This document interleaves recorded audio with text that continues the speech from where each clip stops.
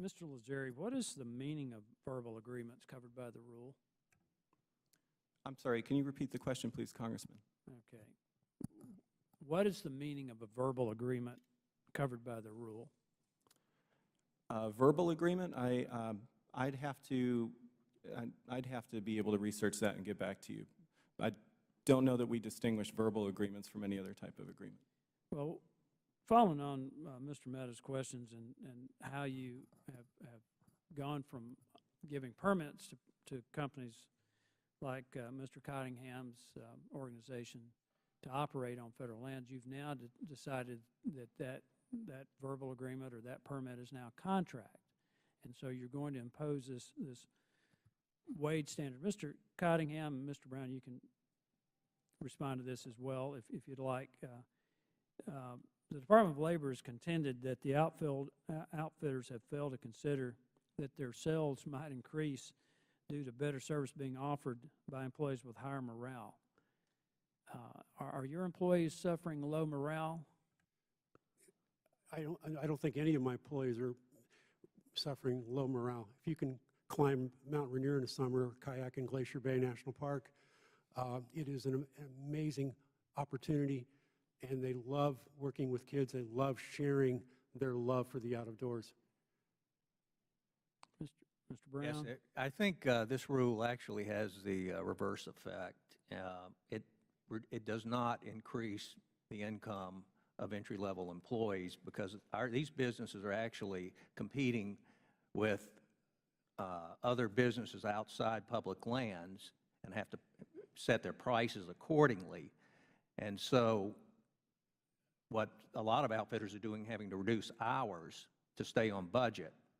And so the effect on morale certainly is not what the Department of Labor would anticipate from that standpoint. Well, these businesses are different anyway from traditional businesses in that they are seasonal and they're subject to a different minimum wage requirement. Would that be an accurate statement?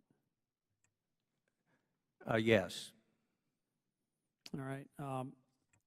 The guides and outfitters typically operate by paying the federal government for a permit to provide certain services to the consumers on federal lands. How would you distinguish, and this is for you, Mr. Brown, how would you distinguish this permit arrangement from traditional contracts entered into between other entities? Well, the permit is actually, it says in the permit that it's not a contract. They're different. I think if I'm answering your question, I understand it. There are Park Service contracts, and then there are certainly contracts that permit holders will have with other entities. The permit is, the Forest Service says the permit is not a contract, and the BLM will say the same thing. The only contracts specifically in our industry are Park Service concessions contracts.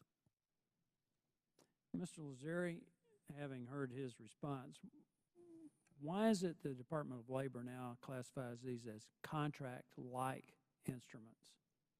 Thank you for the question, Congressman. When we looked at developing the Notice of Proposed Rulemaking in the final rule, we referred back to the executive order definition, and the fourth category of covered contract is agreements for the use of federal land for the general public. And for us, when we looked at the information that was provided, and even during the comment period, and the information that was provided by the American Outdoors Association and Oars Company, another contractor or employer, we didn't see that there was, we at least saw that it was very clear that these types of agreements were contemplated as being covered by the executive order explicitly. But you've never defined it like that before until now. Well, the executive order in the third and fourth category of contract covered a number of contracts that were previously not covered by the Service or by the Davis-Bacon Act or arguably by the Service Contract Act. Okay, I want to go back to a line of questions that Mr. Meadows was on, and he asked you if you had ever had a seasonal business. Have you ever worked for a business? Have I worked for a business? Have you ever owned a business? I have not owned my own business. Okay.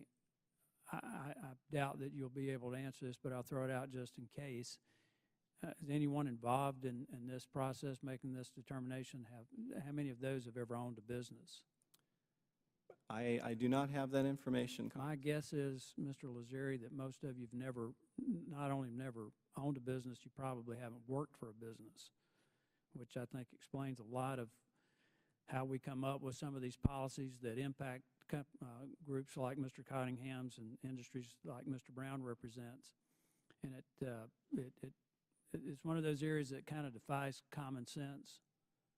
It's rulemaking outside of an area of expertise that does not do any good. It doesn't increase morale, and it doesn't help create an environment where these businesses can make a living and thrive and offer opportunities for a lot of young people like Mr. Brown's talking about.